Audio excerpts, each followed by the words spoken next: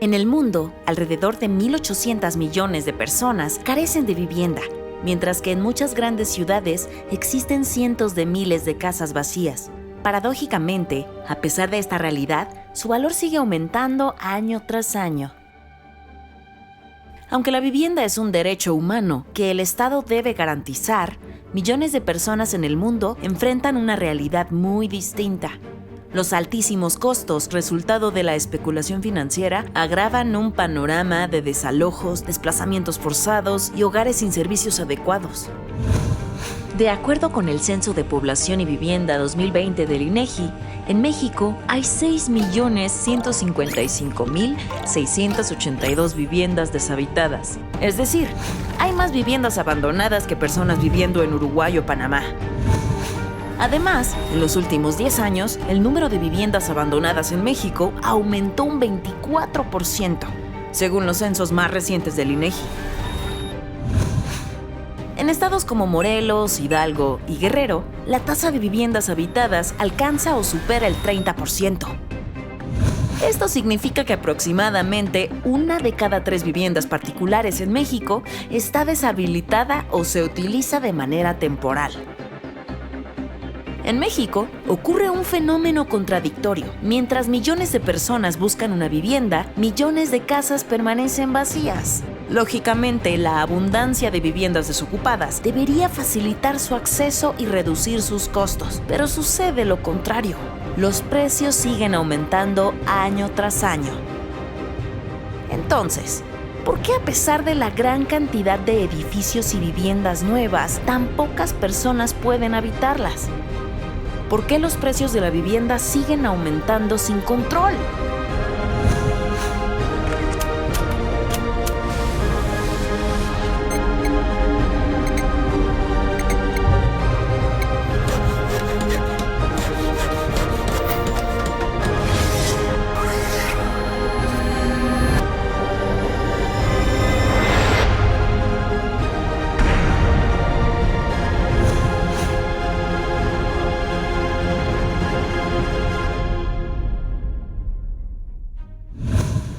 Entre 2017 y 2020, el valor global de los activos inmobiliarios residenciales creció en $90 billones, alcanzando la asombrosa cifra de $258.5 billones. Según Savills Research, esta cantidad sería suficiente para comprar 20 veces a gigantes como Apple, Microsoft, Aramco, Google y Amazon juntas. Para ponerlo en perspectiva, todas las acciones de los mercados bursátiles mundiales, $109.2 billones.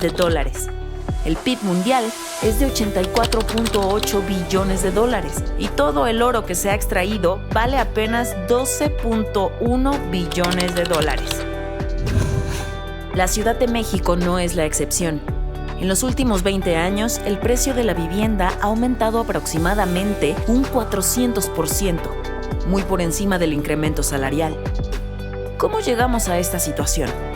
Para entenderlo, es necesario remontarnos a la historia de cómo se ha desarrollado la construcción de viviendas en la ciudad.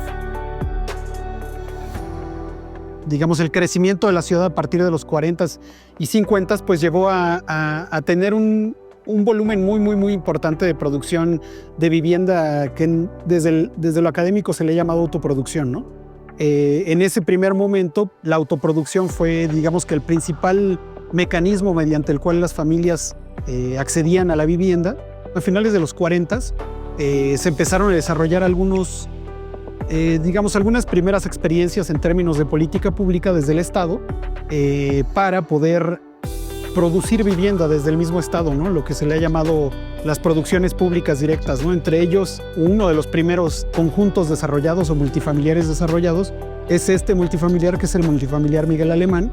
Más o menos se tiene en cuenta que este multifamiliar son alrededor de 700 viviendas las que se hicieron en ese momento, ¿no? Otro de los grandes conjuntos habitacionales producidos en ese momento fue Tlatelolco, con, digamos, un conjunto mucho más grande de alrededor de 12,000 viviendas. Entre 1940 y 1970, México experimentó un boom económico impulsado por la industrialización. Las ciudades crecieron rápidamente y miles de personas del campo migraban en busca de trabajo en las fábricas. Ante esta situación, el Estado implementó una política de vivienda social, construyendo millones de casas para la clase trabajadora. Sin embargo, todo cambió en los años 80 y 90. Con la llegada del neoliberalismo, el PRI cedió la construcción de viviendas a la iniciativa privada, abandonando la idea de que el gobierno debía garantizar un hogar para todos.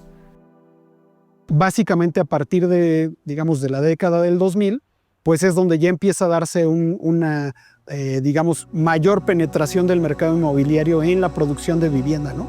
Digamos que los 80s, 90s fue un poco esta reestructuración del aparato estatal para en los 2000 ya de frente pasar, digamos, la batuta importante de la producción de vivienda hacia empresas productoras de vivienda, ¿no? Hacia grandes empresas productoras de vivienda, ¿no? Que básicamente el 2006 al 2012, 13 es donde tienen su momento más importante de producción, ¿no?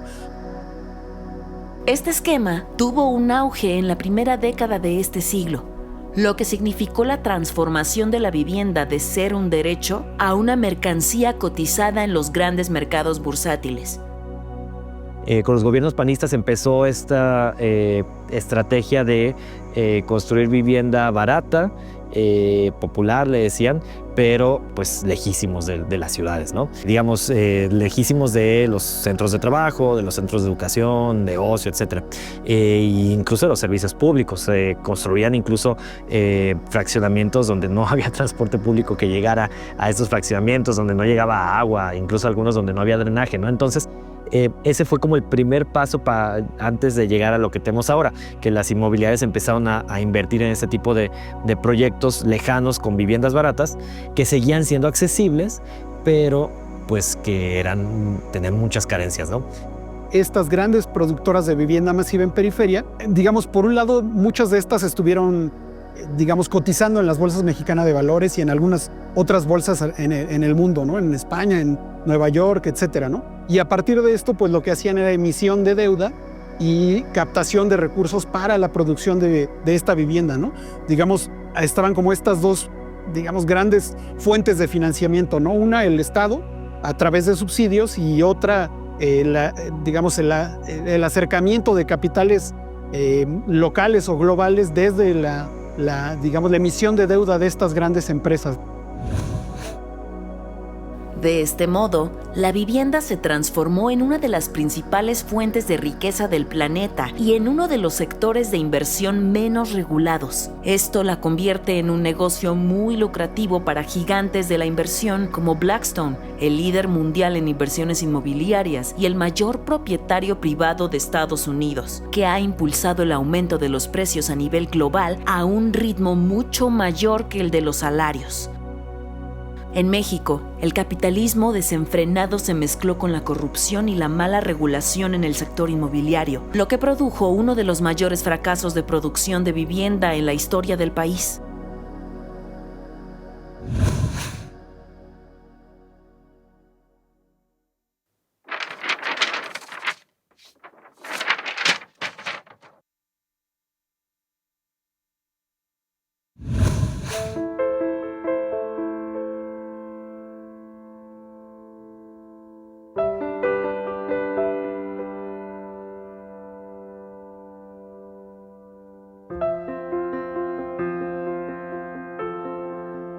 Tal es el caso del fraccionamiento Las Plazas en Zumpango, Estado de México, un desarrollo habitacional a 40 minutos del Aeropuerto Internacional Felipe Ángeles, donde la gente vive sin los servicios adecuados, rodeados de casas abandonadas y saqueadas. Algunos vecinos han preferido no revelar su identidad por la inseguridad que se vive en la zona.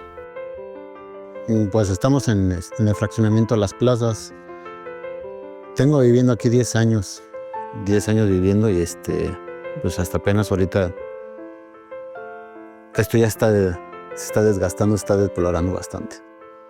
Este fraccionamiento lo construyó Casas Geo, que cuando lo entregó, así después ya no hizo más fraccionamientos. Se declaró en quiebra y ya no dio soluciones a los problemas que dejó aquí. Yo compré hace 12 años aproximadamente, cuando se empezó a crear la unidad. Me vine a vivir hace 3 años ya a mi propiedad, pero el robo es mucho. El robo a casa habitación, a las personas, a los niños, a las cosas de la luz, de aparatos, todo eso es muy fuerte. Se meten a desvalijar las casas abandonadas o se meten a habitar las casas que realmente tienen dueños o ya no han venido sus dueños, pero pues sabe que están dueños y se meten a ocupar casas, ya sean rateros o gente que realmente pues a lo mejor sí necesita de la vivienda y que la ves tranquila, ¿no? Pero hay quienes pues no son los dueños y sabemos que no son los dueños, o quienes ya están haciendo negocio, que saben que esa casa ya no viene el dueño y rentan esa casa, la abren y la rentan. ¿Cómo ha cambiado la vida? Hace 10 años podía salir aquí a las 10 de la noche y andarte paseando sin problema, hablar por teléfono y dejar tu teléfono ahí aunque estuvieras platicando con otra persona y no tener miedo.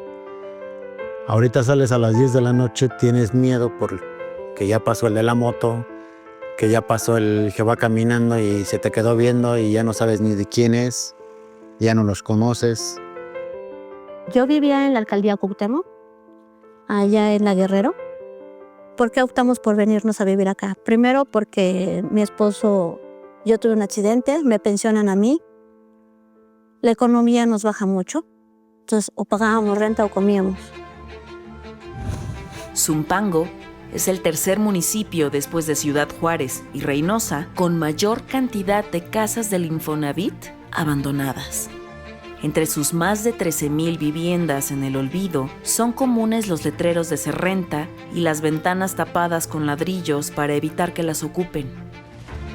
En Inmuebles 24, una página dedicada a la renta y venta de vivienda en línea, las casas en Zumpango se cotizan desde el $500,000 hasta los casi 4 millones de pesos. ¿Por qué están tan vacíos? Pues porque no hay agua, la luz se va constantemente. Entonces, ¿cómo puedes vivir en un lugar donde no hay agua? Pues mira, muchas de las cuestiones es por el transporte y por las distancias que tienes que recorrer para tu trabajo. Porque realmente esta zona pues, no es como que de fábricas de mucho menos. Entonces, tienes que irte más hacia el distrito, o ya sea que tengas que irte a Pachuca, Tizayuca, o sea, a lugares más industrializados.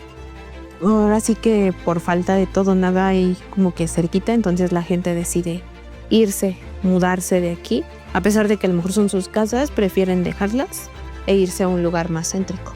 Realmente quienes vivimos de dueños aquí somos los que realmente tenemos mucha necesidad. Créalo que si yo tuviera la solvencia no estaría aquí. ¿Por qué compré aquí? ¿Es más barato? Sí. Ahí en el distrito una casa, un departamento, 2 millones, 3 millones. Gente ya no tiene dinero.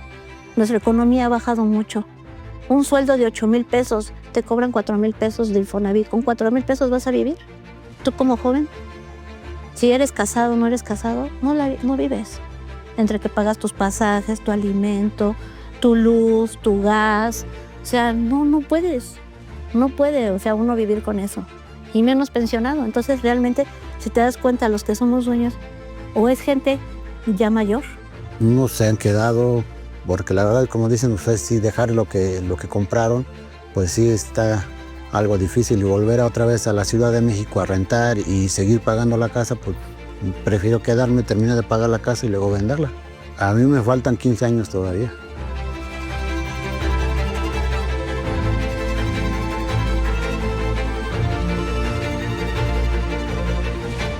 Solo en Casas Geo, tu patrimonio con el tiempo vale más. Con Casas Geo el futuro de mi familia está asegurado, porque son los únicos que sus desarrollos se mantienen con el tiempo. Con Casas Geo, todos pueden estrenar su casa. Por eso y por mucho más, solo en Casas Geo, tu patrimonio crece día con día. Esta es la oportunidad de usar nuestro crédito Infonavit y hacer crecer nuestro patrimonio. Durante la década de los 2000, México emprendió una de las campañas más ambiciosas para mejorar la vivienda de la clase trabajadora. El gobierno ofreció hipotecas atractivas a las personas con bajos ingresos. El fraccionamiento Las Plazas, como muchos otros en el país, fue construido por Geo, una empresa que junto a Omex y Urbi experimentó un auge inmobiliario durante los gobiernos panistas y del PRI. Sin embargo, estas empresas terminaron defraudando a las personas, entregando casas inhabitables. Era una política que decía que era para combatir el déficit de la vivienda. Ese era el discurso. Era una política económica para hacer negocio con la producción de viviendas de dimensiones miserables, de calidad ínfima, en periferias urbanas distantes. Yo a menudo digo que se trató de una política que deporta a la clase trabajadora, la expulsa de la ciudad a la periferia. Tengo colegas que dicen que soy un exagerado. Me dicen, ¿no los deportaron? Pues claro que los deportaron. En México, casos como los de Casas Geo, Ara y Omex evidencian las consecuencias de tratar la vivienda como un negocio. Multimillonarios como Sam Zell, con el apoyo del gobierno, impulsaron proyectos masivos de viviendas de baja calidad, dejando a miles de familias atrapadas en hipotecas impagables y en casas inhabitables. Estas empresas finalmente quebraron, pero los inversionistas ya habían obtenido sus ganancias. ¿Por qué los precios de la vivienda siguen subiendo incluso cuando hay tantas casas vacías? La respuesta radica en un solo fenómeno que afecta no solo a México, sino a todo el mundo: la financiarización de la vivienda.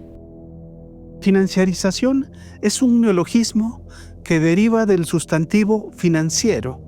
En realidad, en español tendríamos que hablar de la financiarización, pero se adoptó el anglicismo financialization. Financiarización es un neologismo que remite a la predominancia de las finanzas en el capitalismo del siglo XXI. Históricamente, la reproducción del capital se hacía a través de la producción de mercancías materiales. Sin embargo, en las últimas décadas, el capitalismo en el que vivimos tuvo una gran mutación. Históricamente, las construcciones, la vivienda, los edificios han tenido distintos tipos de valores. Se construyen porque tienen un valor de uso. Es decir, sirven para algo, para vivienda, para oficina, para un canal de televisión, etc.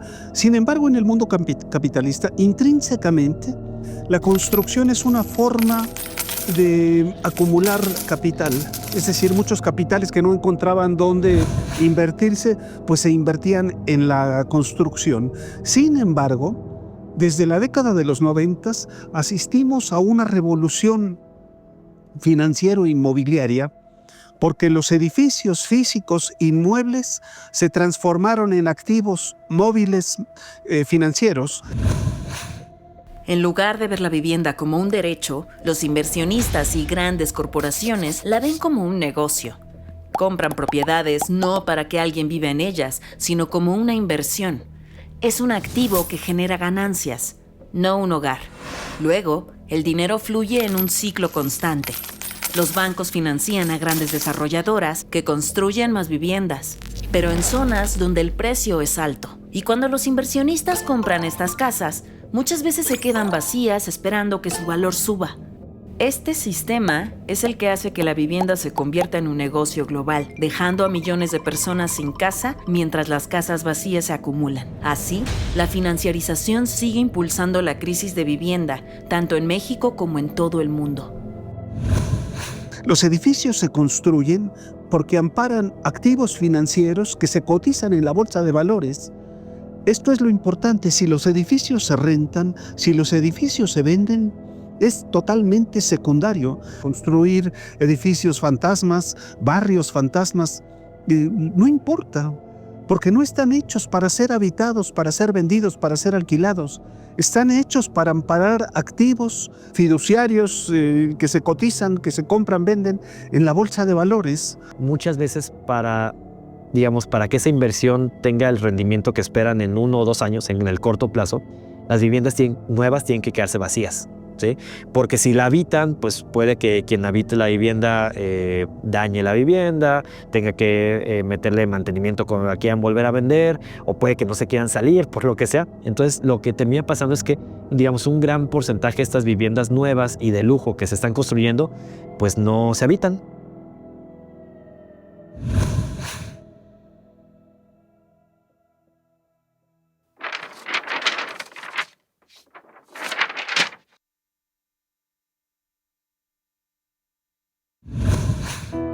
Tras esta primera etapa de financiarización, los grandes capitales que invierten en vivienda comenzaron a perfeccionar sus métodos de adquisición y dejaron de invertir en fraccionamientos alejados y sin servicios. En su lugar, centraron sus inversiones en zonas céntricas de las ciudades, lo que ha encarecido de manera descontrolada el precio de las viviendas.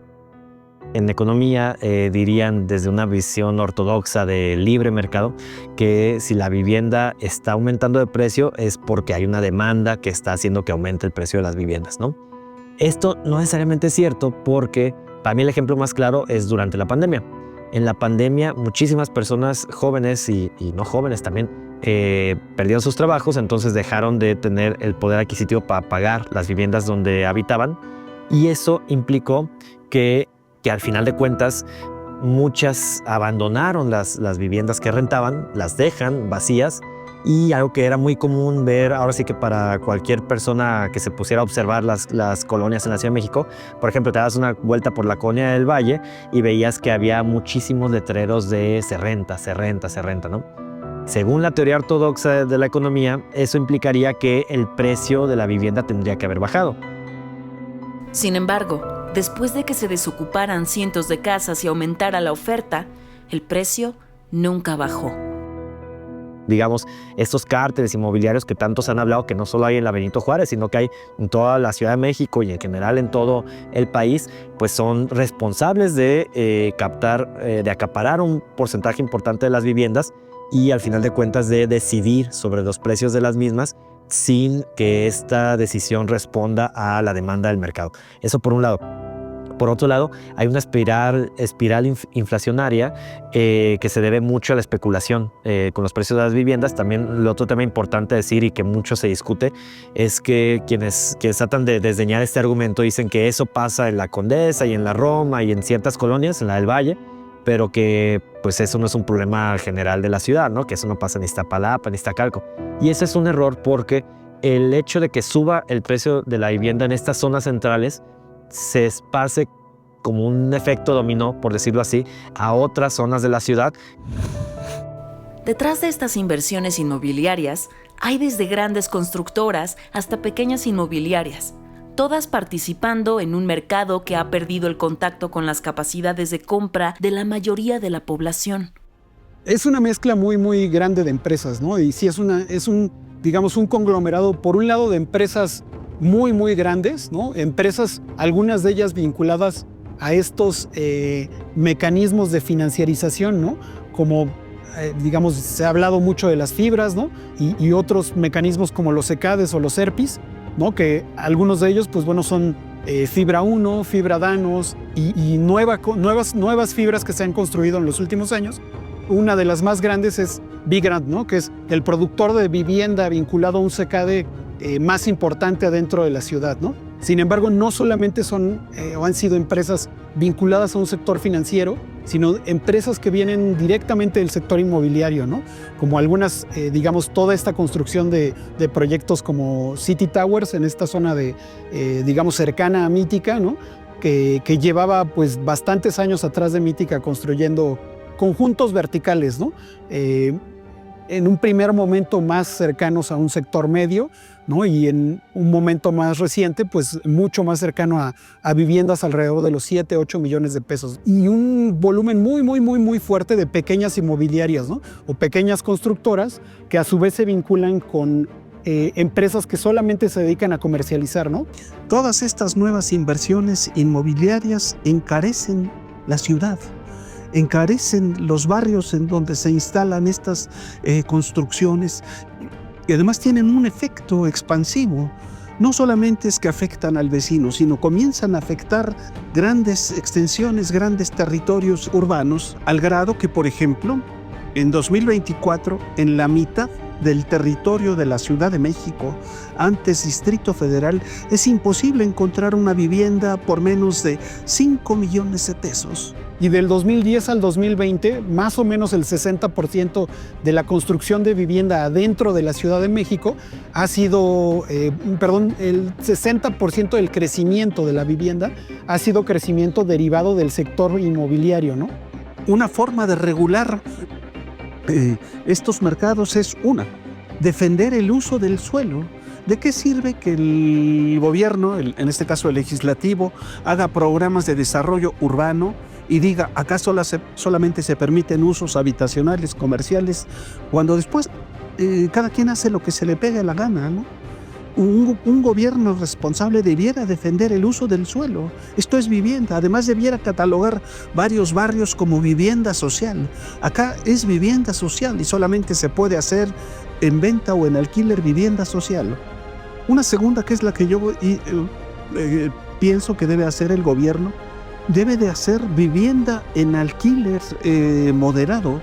Básicamente entender que si no nos alcanza para comprar una vivienda, no es nuestra culpa, ¿no? Eso creo que es un punto muy importante. O sea, desmontar esta narrativa que nos dice que es una problemática individual, entenderlo como una problemática colectiva, estructural, y una vez que nos damos cuenta que no es nuestra culpa, que no podemos comprar una vivienda, entender que el siguiente paso necesario es buscar políticas públicas que atiendan ese tema de la vivienda, buscar generar colectivos que exijan por esa vivienda, ¿no?